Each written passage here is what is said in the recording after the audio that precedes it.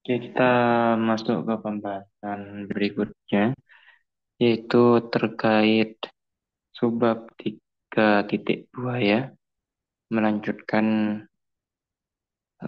video sebelumnya,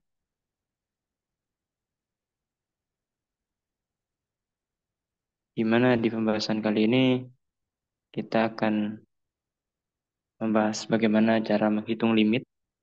Kalau yang sebelumnya kan kita mendefinisikan atau bagaimana konsep limit itu sendiri.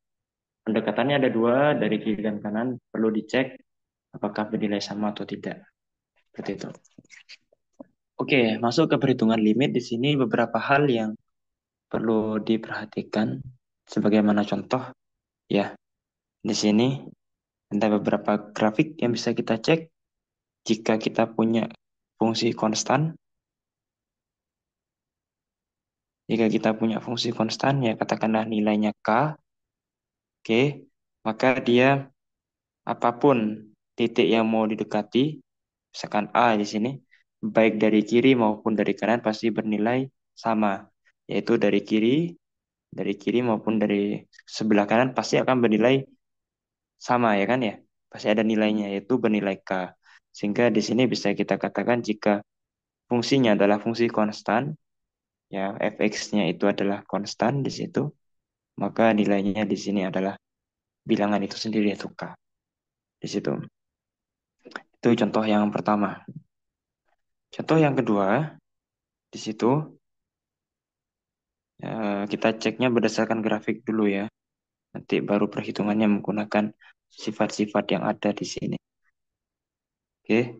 Nah, di sini kita punya grafik selanjutnya yaitu fx sama dengan x ya grafiknya. Misalkan titik yang mau kita dekati di situ adalah titik A.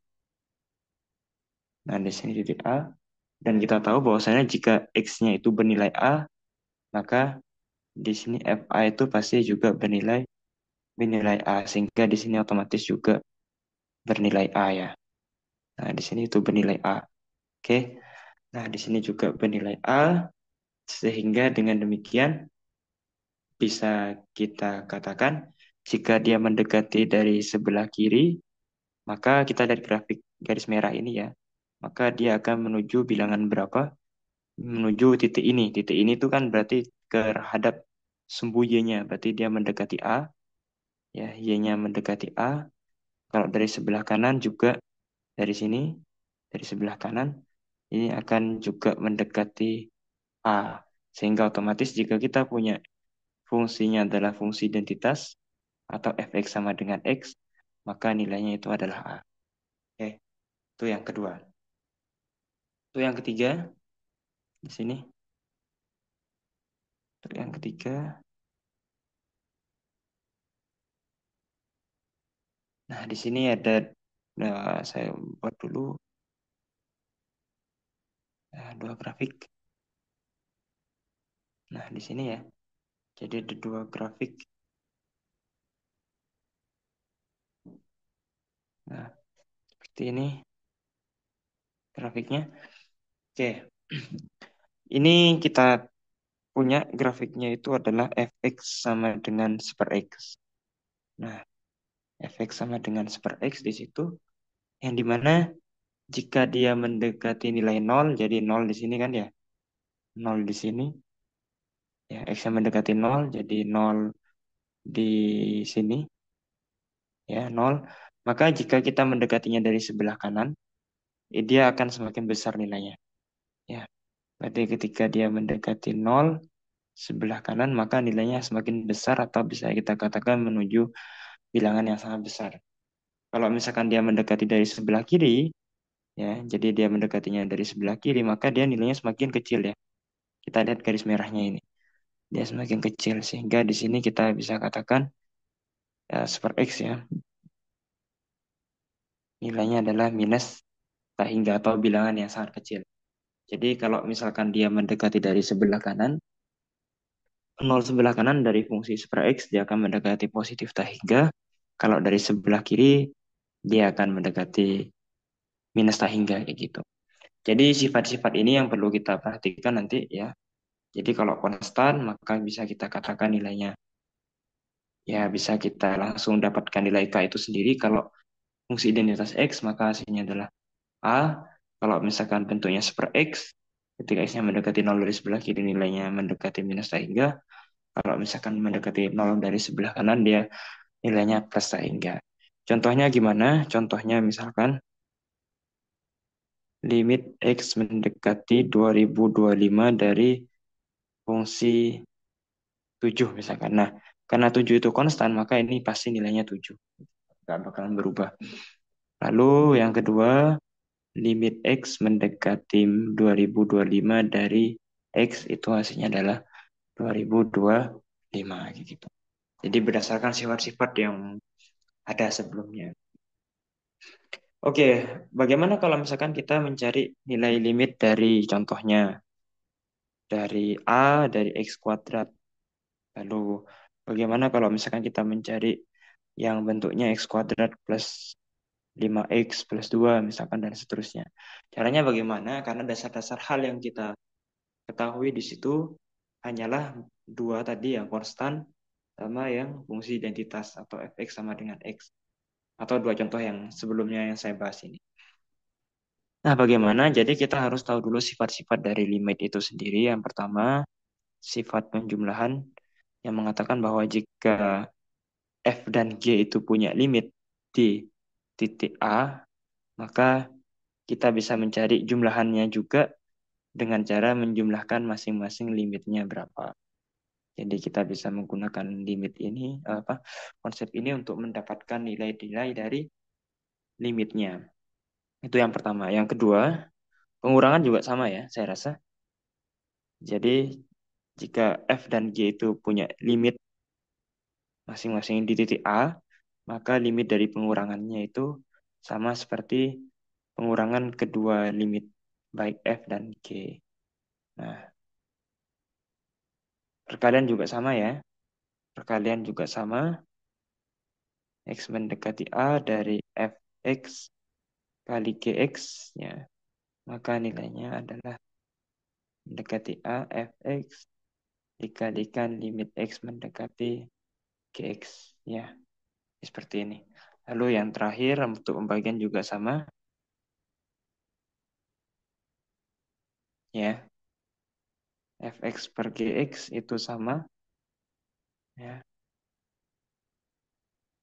fx bagi gx.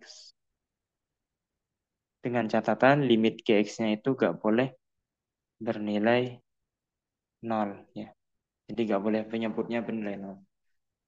Jadi sifat-sifatnya bisa kita gunakan baik penjumlahan, perkalian ya, itu pembagian dan kita bisa gunakan sifat-sifat tersebut.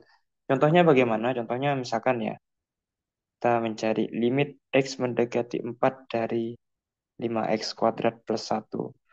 Nah, ini kan ada penjumlahan, maka bisa kita gunakan penjumlahannya lebih dahulu.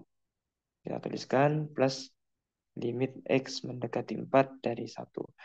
Dan ini perkalian ya antara 5 dengan x kuadrat, antara 5 x dengan x. Jadi kan sebenarnya ini bisa saya tuliskan menjadi 5 kali x plus limit x mendekati 4 dari 1. Nah, sifat perkalian berarti gimana? Sifat perkalian berarti kan kita kalikan masing-masing. Nah, x ini dikalikan dengan x lagi ya ditambah x mendekati 4 dari 1. Ingat limit konstan berapa tadi? Adalah 5 ya, berarti di sini. Lalu kalau fungsi identitas tinggal kita sesuaikan dengan dia menuju berapa limitnya, yaitu menuju 4. Ini juga menuju 4. Ditambah konstan ya, karena ini konstan 1, maka di sini 1 sehingga hasilnya adalah 2081 ya, gitu. Ya, 81. Jadi gunakan sifat-sifat tersebut. Nah, lebih jauh lagi, ini kan bentuknya adalah bentuk-bentuk polinomial sehingga sebenarnya kita bisa langsung substitusikan kayak gitu. Jadi alternatifnya di sini adalah bisa kita gunakan substitusi, yaitu tinggal kita substitusikan x-nya bernilai 4. Sehingga di sini nilainya juga 81. Itu sama aja. Jadi boleh disubstitusi asalkan ada nilai di limitnya. Gitu. Jadi dasar-dasar limitnya itu bisa kita gunakan seperti itu nanti ya. Contohnya. Nah, misalkan lagi contohnya adalah limit X mendekati 1 dari fungsi 2X pangkat 5 min 7X kuadrat plus 6 pangkat 31. Yang dimana jelas ini tidak mungkin kita hitung perpangkatannya. Jadi harus kita gunakan konsep limit. Ya, ini kan pangkat 31. Lalu di dalamnya polinomial. Seperti contoh sebelumnya, tinggal kita substitusikan X-nya bernilai 1 di situ. Nah, seperti ini. Hingga hasilnya adalah 1 ya.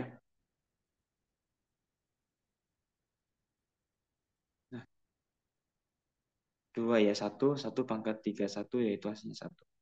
Jadi caranya seperti itu.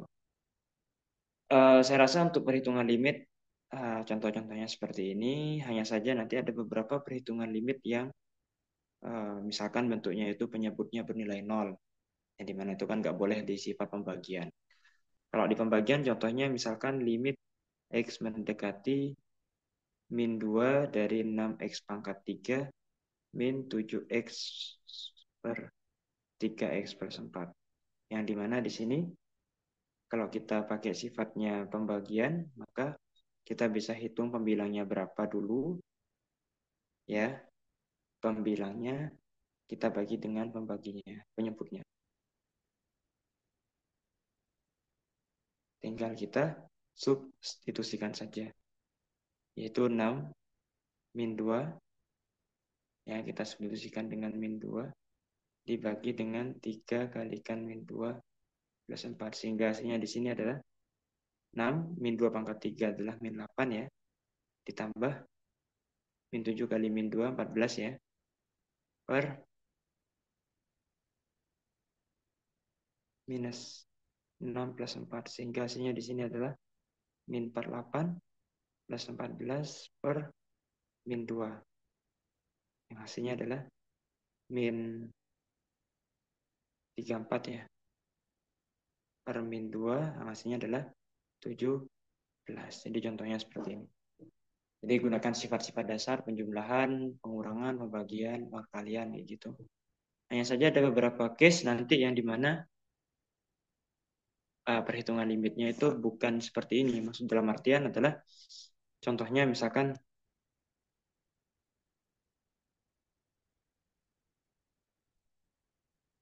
seperti ini.